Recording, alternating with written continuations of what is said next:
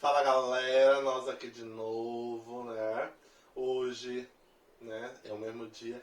Gente, eu troco de roupa, mas só que eu tô gravando a aula no mesmo dia, é sequência, tá? Então não vai falar, nossa, professor porco, tá com a mesma roupa. É igual The Voice, cara. The Voice, os apresentadores lá ficam lá com a mesma roupa, então eu troco de roupa, tá bom? E agora, mas só que eu troco de aluno também, né? E eu agora não é mais nem Thor nem Capitão, é o Homem-Aranha, o amigo da vizinhança, certo? Gente, a aula hoje é um pouquinho complicada, pouquinho, mas dá pra entender. Cálculo mínimo de cálculo na aula de hoje, tá? Então é mais conceitos, mas vamos entender. Pessoas, os genótipos, a maioria deles, vão apresentar uma variação contínua. Como assim? Eles vão apresentar que fenótipos produzidos por diferentes genótipos são bem distintos. Como assim? O genótipo para flor vermelha vai dar somente flores vermelhas. Esse genótipo para a flor branca vai dar somente flores brancas. Esse genótipo para flores rosa vão dar só flores rosas. Então, são bem definidos o fenótipo, tá? O gene, então, vai ser definido e vai apresentar um fenótipo. Uma característica bem marcante, bem expressiva, que eu consigo olhar e falar, nossa, é esse genótipo, é esse fenótipo. Mas existe aí na natureza, então, a variação descontínua, certo? Que é quando os genótipos correspondem a fenótipos alternativos, bem distinto do original ali. É meio que se fosse um pequeno erro, né?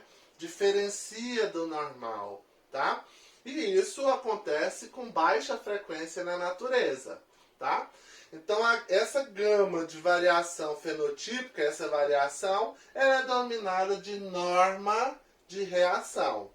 Então, a norma de reação é essa variação do fenótipo que é ocasionada por um genótipo, tá?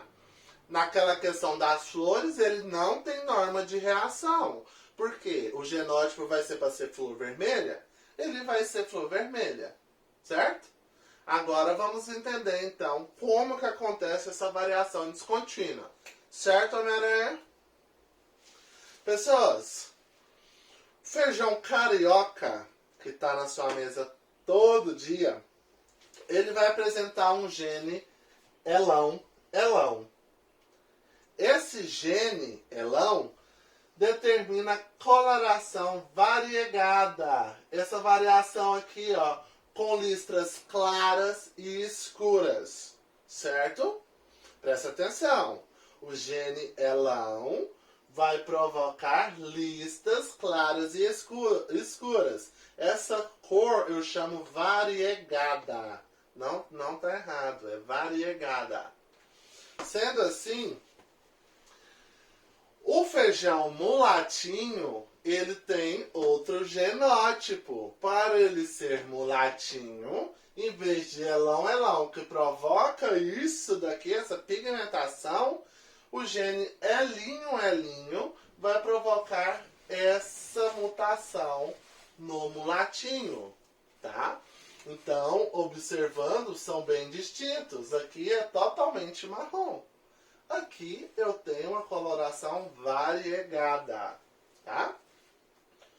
Mas, quando você vai lá no mercado e compra um saco de feijão carioca, você, ao limpar esse feijão, ao separar, você vai ver ali, naquele saco de feijão carioca, todo mundo tendo elão, você vai ver que 5% daqueles feijões vão ter pigmentação total. Vão ser completamente pigmentados. E vão semelhar muito ao feijão mulatinho. Mas é mulatinho? Não é. É o carioca, elão, que apresentou, então, uma pigmentação completa, em vez de serem listras, tá? Então, mesmo apresentando dois genes, elão, dizendo para ter pigmentação variegada, esse 5% não apresenta essa coloração e vai ter a coloração homogênea, mas não vai ser mulatinho, tá? Vai ser o carioca muito pigmentado. Então é isso que é a variação descontínua. Eu tenho um gene falando, você vai ser dessa cor, mas uma proporção que ali nessa população não corresponde e gera um outro fenótipo do mesmo genótipo. Então, esse feijão aqui, ó, que está totalmente pigmentado, ele tem o mesmo genótipo que eles. São todos elão, mas esse 5% é de coloração homogênea. Então, o gene elão vai apresentar norma de reação.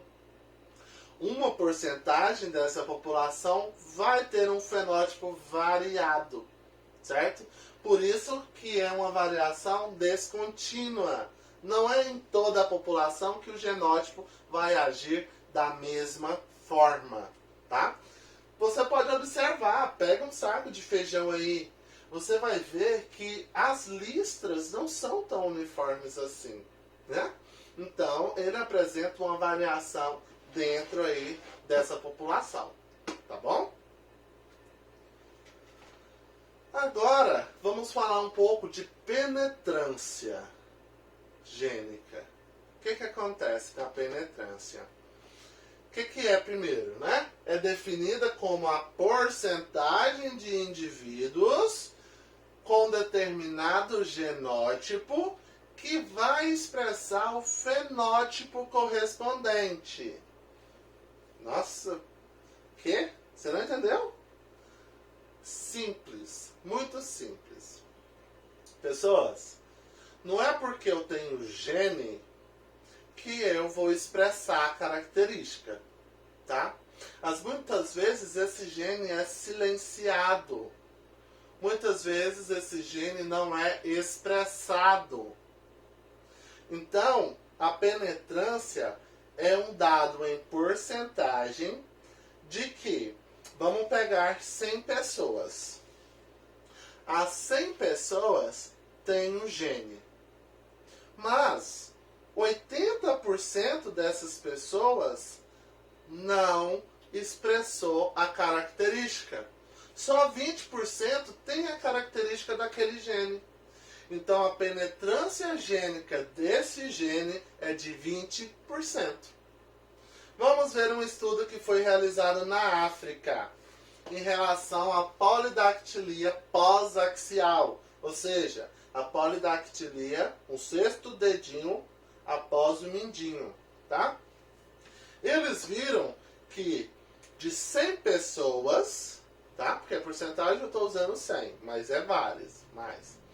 De 100 pessoas, 30 e... Deixa eu ver aqui, 1% para 65, 35,1% não apresenta polidactilia. Ou seja, tem um gene para ter um sextinho dedo, mas não apresenta esse dedo. Ou seja, se 35,1% não apresenta, o restante é a penetrância gênica. É o poder desse gene sobre essa população. Ou seja, 64,9% é a penetrância gênica desse gene.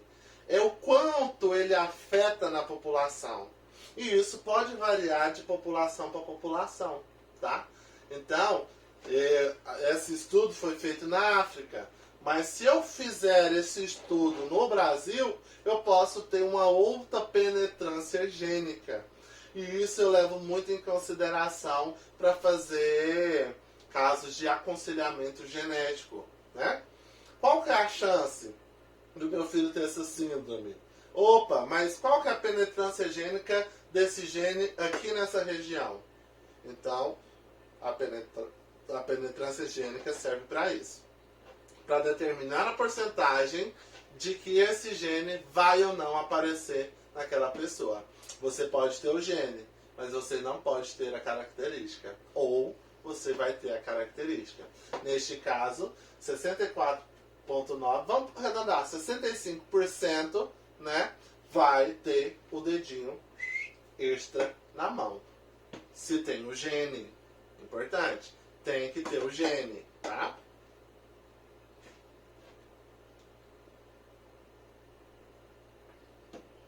Agora a expressividade é simples.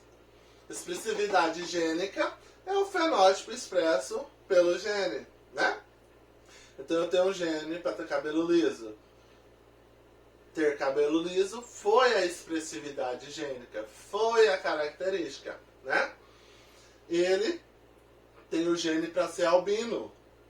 A expressividade gênica foi ser albino. Pronto. Ele teve a expressividade gênica. Não tem o gene para ser albino, né? Ele é azão alguma coisa, azão, azinho, azão, azão. Então ele tem a expressividade de ter pigmentação na pele. Simples assim. Mas existe a expressividade gênica variável. Como assim? O mesmo tipo de alelo expressa-se de maneira diferente em seus portadores. Fácil, muito fácil. Por exemplo, o gene S vai determinar uma distribuição homogênea de melanócitos na epiderme dos beagles. Então, eles teriam ali, quando tem, né, o gene S-zão ali, ele tem uma distribuição homogênea, igualzinha. Mas, se eles forem Sinho, Sinho, tiver o gene Sinho, Sinho, esse gene vai interferir nessa distribuição de melanócitos lá na embriogênese, quando ele é embrião ainda, resultando então na pelagens com manchas. Mas só que essa interferência não é uniforme. Nos beagles, por exemplo, nós temos 10 tipos de manchas diferentes. Então eles podem ser dessa forma, assim, assim, assim, assim, assim, assim, assim, assim, assim, assim. Devido a essa interferência do gene S1, Então esse gene S1, tem uma expressividade gênica variável. Não vai ser igual em todo mundo. Vai depender, tá? Então, numa prole ali de beagles, né? A cachorrinha tá grávida e tal. Você vai ter filhotes com manchas diferentes. Por causa dessa variação gênica variável. O gene... variação gênica não, dessa expressividade gênica variável. Esse gene é sinho, tá bom? Então, gostaria de agradecer mais uma aula, certo? Preste atenção, foi difícil, volta à aula, vai dar certo e foco. É nóis.